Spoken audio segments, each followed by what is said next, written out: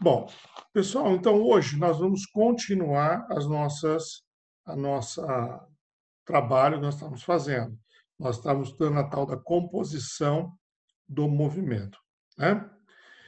Então hoje eu vou fazer uma revisão de composição de movimentos e depois eu vou fazer alguns exercícios, tá ok?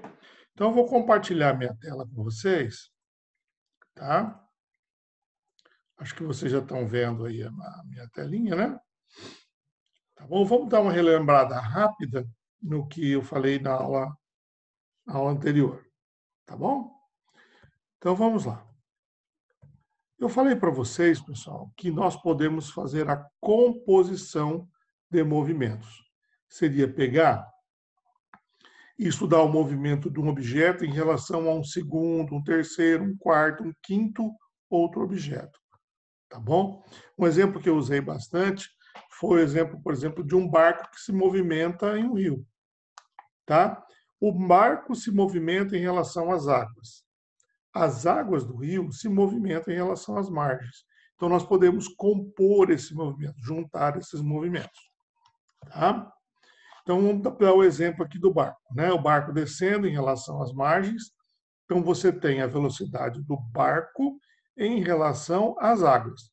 O barco se movimenta em relação à água. Mas você também tem a velocidade da água em relação às margens. Consequentemente, pessoal, nós podemos estudar a velocidade do barco em relação às margens. A velocidade do barco em relação às margens é a velocidade do barco em relação às águas, somada com a velocidade da água em relação às margens. Ou seja, você colocou a água como intermediário entre o movimento do barco em relação às margens. Esquematicamente, o que nós temos é isso aqui, ó, tá? Você pode ter o movimento de um objeto 1 em relação a uma coisa 3, tendo 2 como intermediário. Então é assim, ó, a velocidade do 1 em relação ao 3 é a velocidade do 1 em relação ao 2, somada com a velocidade do 2 em relação ao 3. Ou seja, que é o 2? O 2 é o intermediário. Você pode colocar alguma coisa no meio. Não só uma, você pode colocar muitas. Você pode estudar a velocidade de 1 em relação ao 5. A velocidade do 1 em relação ao 5 é a velocidade do 1 em relação ao 2, do 2 em relação ao 3, do 3 em relação ao 4, do 4 em relação ao 5. Tá? Então, no caso do barco, ó, a velocidade do barco em relação às margens é a velocidade do barco em relação às águas, somada com a velocidade das águas em relação às margens. Ok? Aí eu dei 4 exemplos interessantes para vocês. Tá? Deixa eu admitir a Isabelle.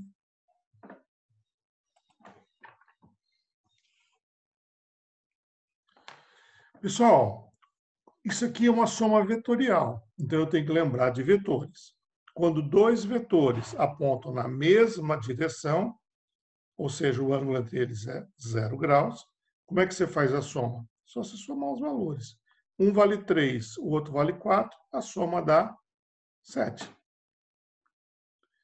Agora, se o ângulo for 180 graus, como é que você faz? Pega o maior. Só um minutinho, eu vou dar entrada aqui para a Gabriela. Quando eles estão lados opostos, você pega o maior menos o menor. Tá bom? Quando o ângulo for 90 graus, você aplica o teorema de Pitágoras para você fazer a soma.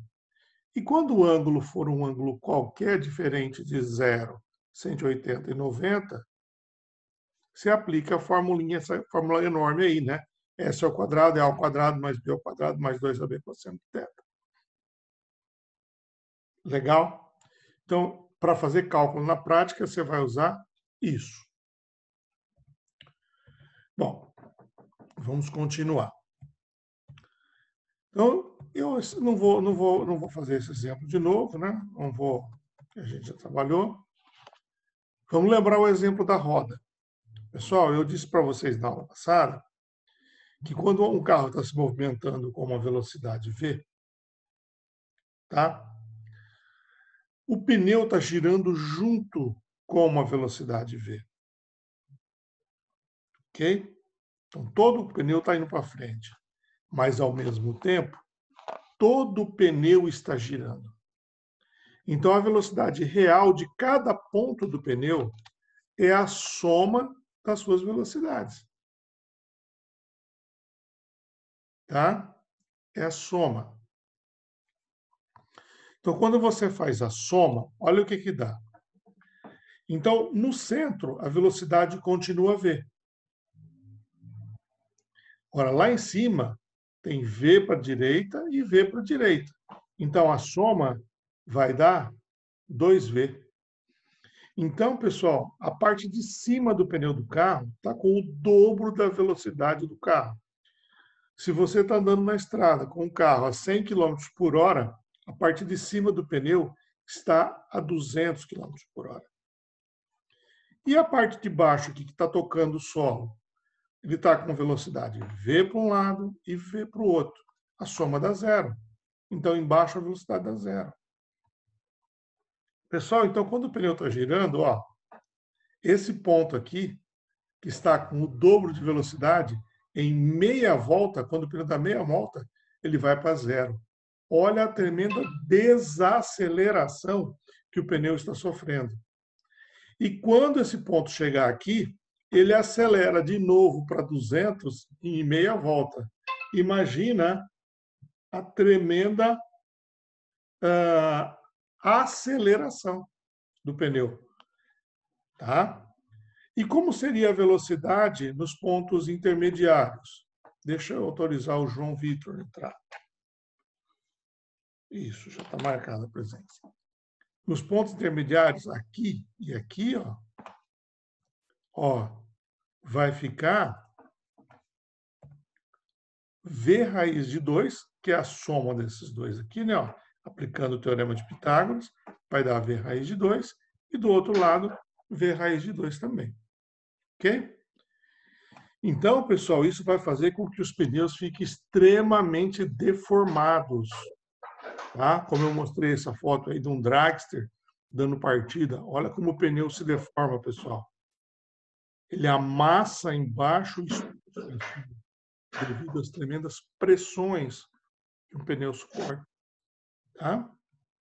Bom, os exercícios, eu vou dar uma puladinha aqui, pessoal. Ó, eu vou lá para o que realmente é importante para nós aqui. Vamos pular.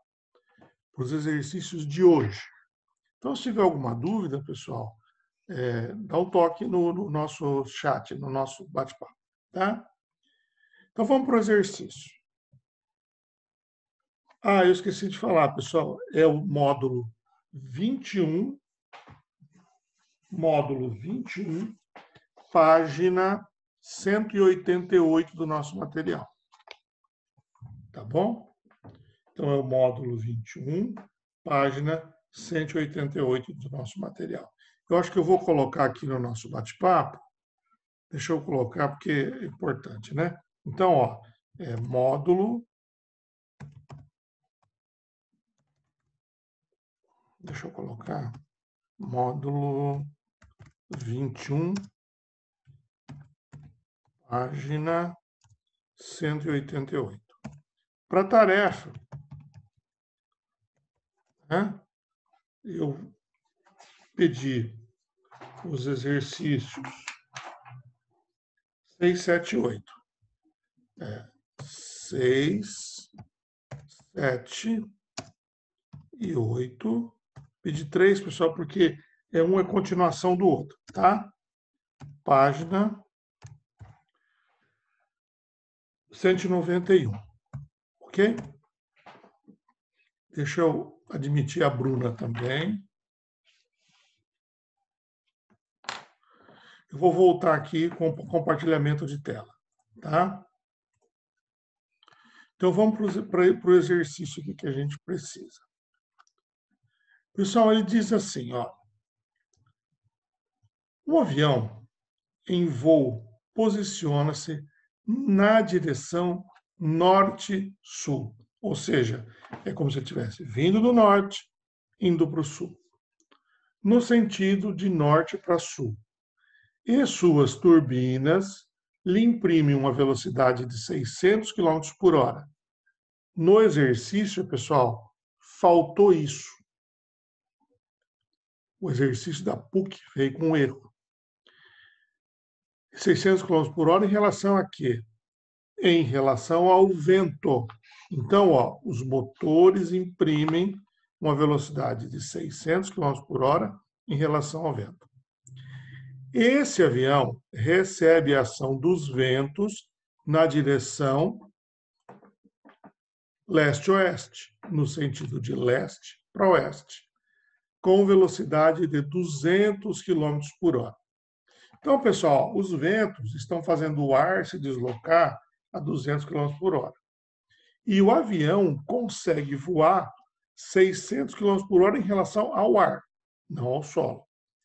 Calcule a velocidade do avião em relação ao solo, em relação ao avião. Pessoal, então, a primeira coisa que a gente vai pegar é uma rosa dos ventos.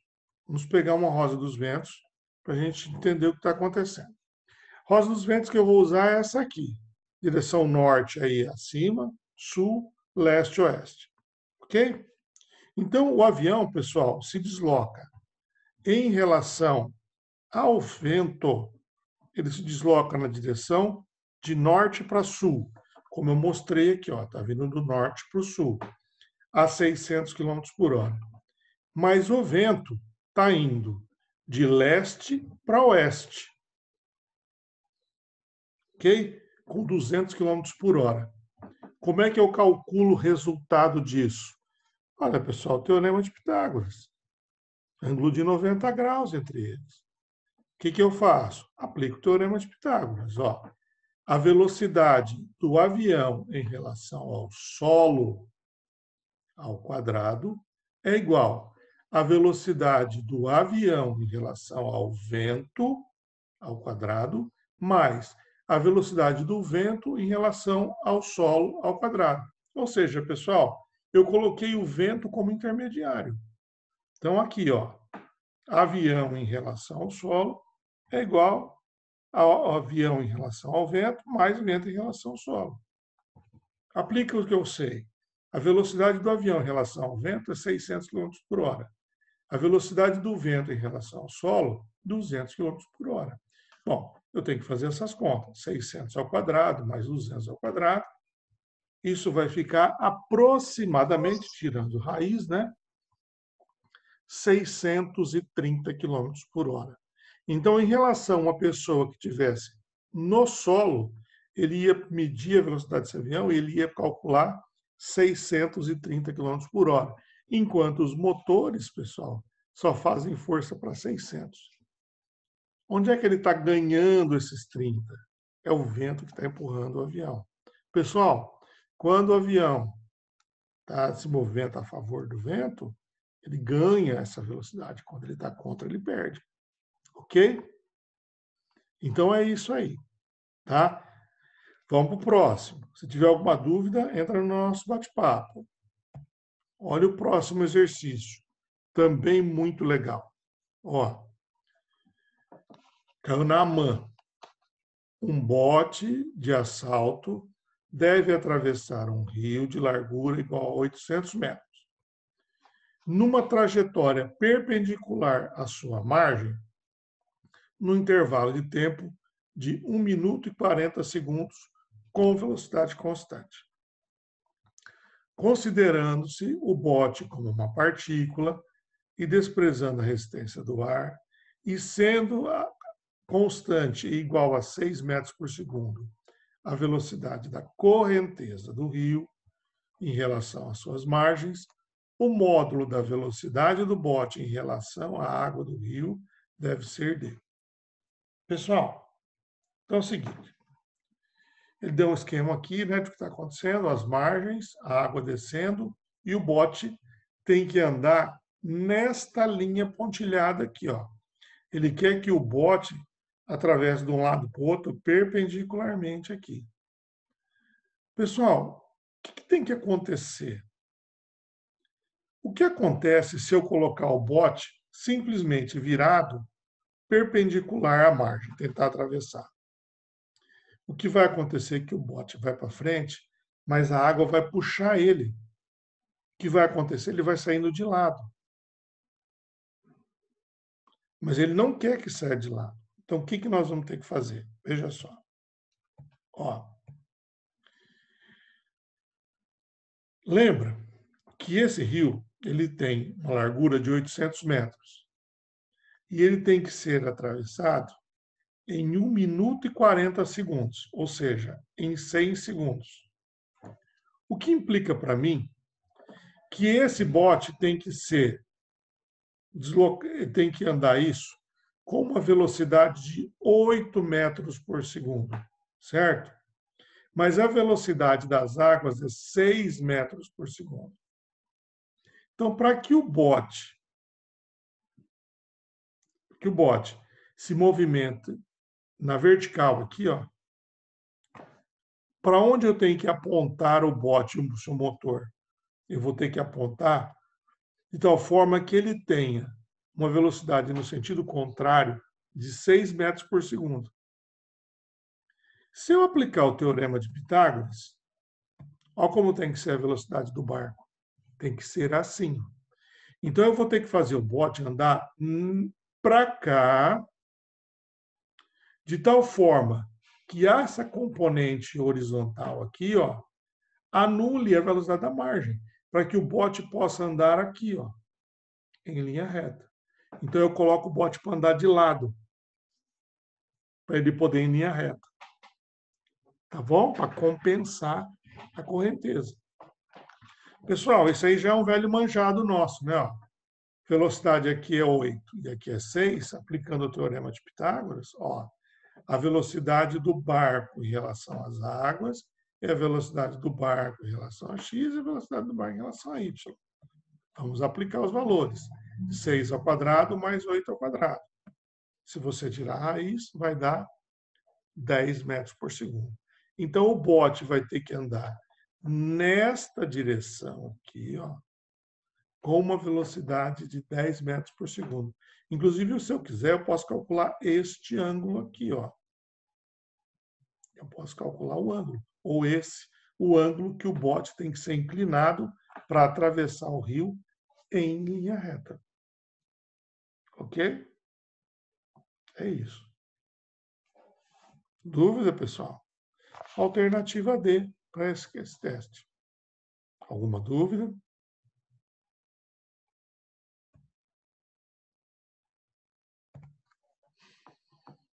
Deixa eu ver aqui no chat se tem alguma coisa.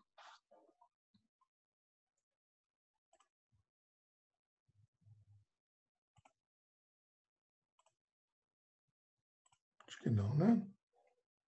Não.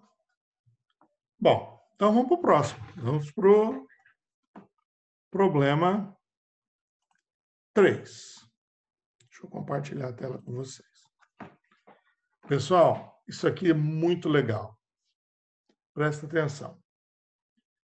É um problema que caiu no Enem. Esse problema ele é muito conhecido, é muito batido. Isso aqui não tem nada de original, não. Uma coisa que a gente já viu muitas vezes.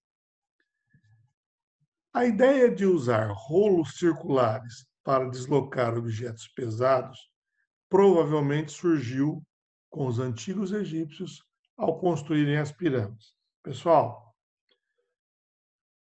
os egiptólogos acham que as pirâmides foram construídas nesse formato.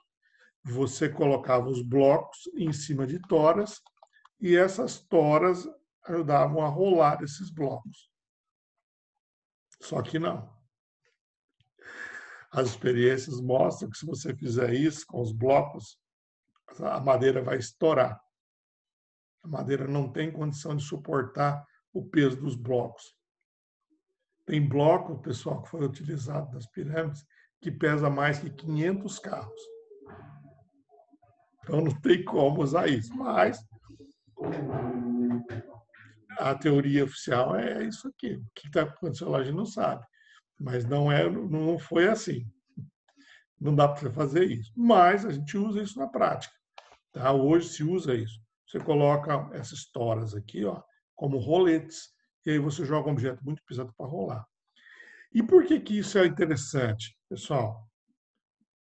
Olha só, vou terminar de ler o livro, ou ler o exercício. Representando por R o raio da base dos rolos, ó, R é raio, em metros, a expressão do deslocamento y da pedra em função do raio, após o rolo ter dado uma volta completa sem deslizar, é.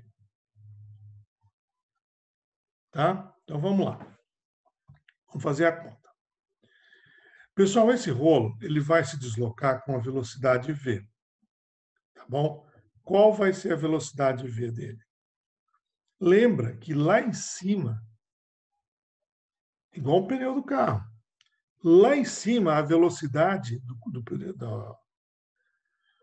pneu é o dobro da velocidade do meio.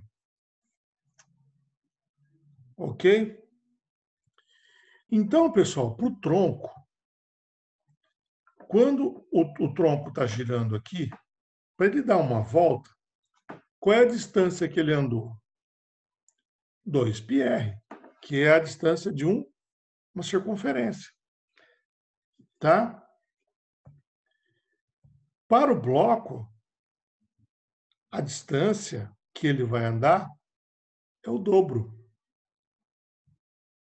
É o dobro. Então, ele anda 2 vezes 2πr.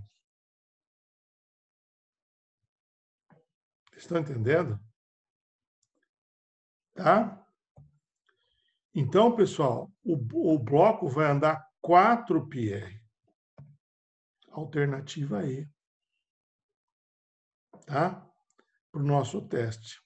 Então, esse exercício, pessoal, ele mostra para a gente que a vantagem de você rolar as coisas em cima de troncos é que o tronco vai se deslocar com uma velocidade v. Mas o objeto que está em cima vai se deslocar com a velocidade 2v.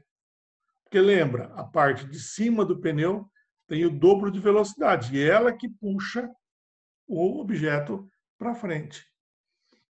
Então vai ser o dobro. Então, quando o tronco anda uma distância x, o objeto que é em cima, no caso a pedra, vai andar 2x, vai dar o dobro, porque a velocidade dele é o dobro. Olha a vantagem que você tem. Então, por isso que os egiptólogos acham que eles usavam esse esquema aqui. Tá? Existem gravuras nas pirâmides mostrando coisas semelhantes a isso. Tá? Então, existe. Os caras também não são idiotas, né? Eles falaram essa teoria porque tem essa característica. Tá bom? Tem gravuras. Pessoal, dúvida? Eu vou parar o compartilhamento aqui, tá? Para a gente poder conversar. Deixa eu ver o que o Ian falou. Por que o bloco anda o dobro? Ele anda o dobro, Ian, porque na parte de cima, a velocidade do pneu é o dobro. É 2v, lembra? Se a roda... Eu vou até voltar aqui na apresentação. Vou voltar, tá? Eu vou compartilhar minha tela com você de novo, para a gente lembrar. Vamos voltar lá no pneu. Ó. Deixa eu compartilhar. Vou voltar na mão, viu, pessoal? Vou voltar na mão mesmo. Fica mais fácil para a gente relembrar. Vamos voltar aqui. Ó. Lembra? Quando o carro tem uma velocidade v, o centro do pneu tem uma velocidade v. Mas além de ir horizontalmente, o pneu também gira. E ele vai girar com a velocidade v também. Então, os pontos do pneu eles estão sujeitos a duas velocidades. A velocidade do carro e a velocidade de rotação. Quando você soma as duas, o que você chega à conclusão? O centro do pneu tem velocidade v, mas a parte de cima tem v mais v, ou seja, tem velocidade 2v.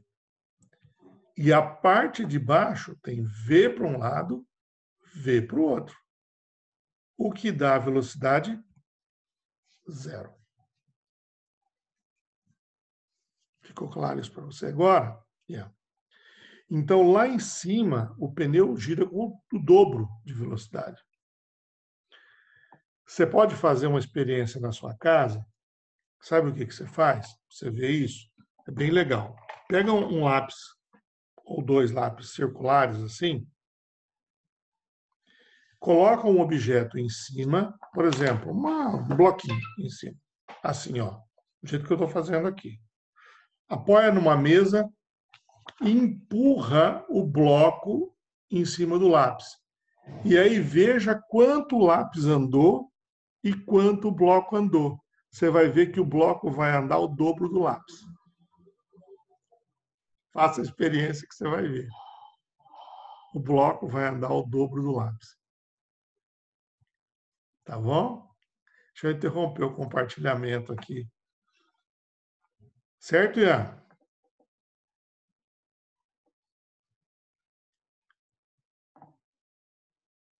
Legal. Então, faça a experiência, tá? Pega um lápis, coloca sobre uma mesa, coloca um bloquinho, marca a posição inicial deles e empurra. Você vai ver que vai dar o dobro. Ele vai dar o dobro. Tá bom? Pessoal, deixa eu conversar uma coisinha com vocês aqui. Nós temos ainda 6 minutinhos para a nossa aula. Então, eu vou pedir para vocês fazer os exercícios de tarefa. O Caio, pessoal, mandou para mim o resultado dos simulados COC que vocês fizeram esse bimestre, né? E nós ficamos um pouquinho abaixo da média Brasil, né? Então, nós ficamos um pouquinho abaixo da média Brasil. Eu conversei com o Caio, isso em física, tá bom? Eu conversei com o Caio e nós percebemos o seguinte, pessoal. É natural, nós estamos em processo de pandemia, é natural que vocês tenham uma dificuldade normal. Mas o fato da gente ter ficado abaixo da média do Brasil indica que vocês precisam se esforçar mais, que, em geral, os alunos estão acompanhando melhor. O que eu acho que vocês deveriam fazer? O que eu acho que vocês deveriam se cuidar? Pessoal, eu tenho percebido que os alunos de primeira série não conseguem aprender muito física porque não sabem a base da física. Professor Mark, o que é a base da física? É a matemática básica, pessoal. A minha sugestão é vocês, na hora que tiver um tempinho, estudar a matemática básica. Ó, fazer contas de mais, de menos. Mas não é 5 menos 2. Contas complexas, contas com vírgulas. Fazer soma, subtração, multiplicação, divisão complexas. Mas não é fazer uma ou duas, não. É fazer muitas para vocês treinarem. Tá? Essa é a primeira. Segunda coisa, ó, fez essa parte básica. Estudar. Regra de 3. Estudar. Raiz, potência. Estudar gráficos. Façam isso. Estudem essas coisas básicas, que vocês vão ver como vai mudar o relacionamento de vocês com a física. Com a física, com a matemática, com a química, com a biologia. Vocês vão ver como vocês vão melhorar violentamente nas suas notas. Os alunos têm dificuldade de compreender a física porque não sabe os conceitos básicos. Quando você estudar esses conceitos básicos, aí você começa a estudar a física do primeiro ano de novo. Você vai estudar um pouquinho de vetores, você vai estudar um pouquinho de movimento, você começa a estudar novamente a física. Você vai ver a física com outros olhos. Eu vou contar uma coisinha para vocês, nós temos aí 3 minutos, e vou mostrar para você por que eu dou esse conselho. Meu pai era diretor de escola e professor de matemática. E antigamente, pessoal, um professor de escola, um diretor de escola, quando meu pai virou diretor de escola, nós mudávamos muito de uma cidade para outra. E nós mudamos tanto que eu nunca estudei numa escola por mais de 1 ano e meio. O máximo que eu ficava numa escola era 1 ano e meio. Meu pai mudava de cidade, eu tinha que mudar junto. Então, sabe o que aconteceu? Eu estava numa escola estudando um assunto, ia para outra, eu não concluía nem o assunto anterior e já tinha pego um monte de coisas fora de foco, fora de fase. Então, minha educação era muito deficiente. E foi assim até o 8º ano, 8ª série, né? Hoje um chamado 9º ano de vocês. Quando eu cheguei na primeira série do ensino médio, eu fui para uma escola particular. Eu fui para o Objetivo de Araçatuba. E lá, pessoal, eu comecei a tirar notas baixas. Baixas para o meu gosto.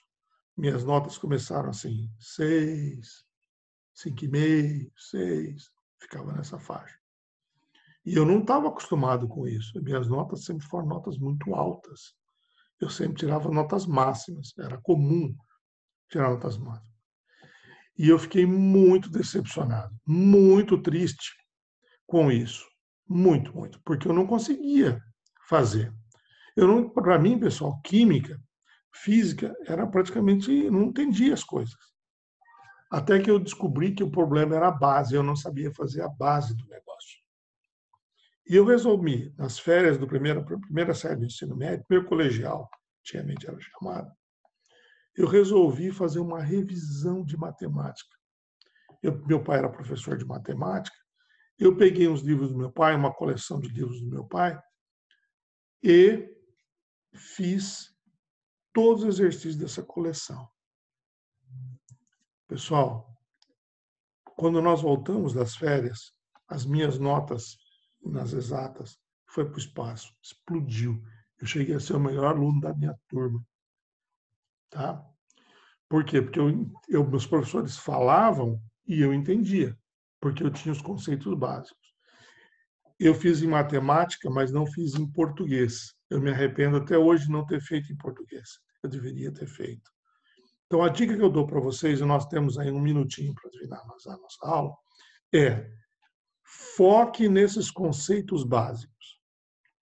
Vai lá na matemática e ensine se aprende esses conceitos básicos. Você vai ver como isso vai te ajudar. Tá bom? Pessoal, então um abraço para vocês, viu? Nós temos 3 segundos. Tchau, tchau. Viu? Um abração.